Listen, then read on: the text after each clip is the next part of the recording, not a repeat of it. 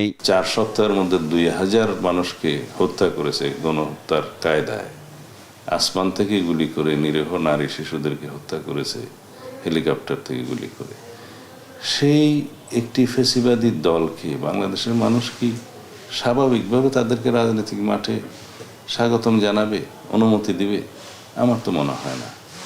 এখন গণচেতনার বাইরে গিয়ে, জনগণের অনুভূতির বাইরে গিয়ে এবং জনগণের অভিপ্রায় আকাঙ্ক্ষার বাইরে গিয়ে কি কোনো রাজনীতি চলে? চলে না।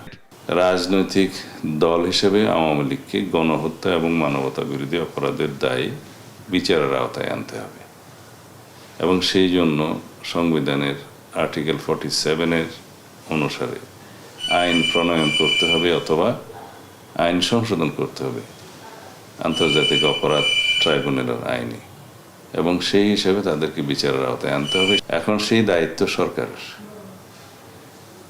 আর জনগণ নির্ধারণ করবে এবং বিচারিক প্রক্রিয়ায় নির্ধারিত হবে এই দেশে ফ্যাসিবাদী আওয়ামী লীগের রাজনীতি পুনর্বাসিত হবে কিনা।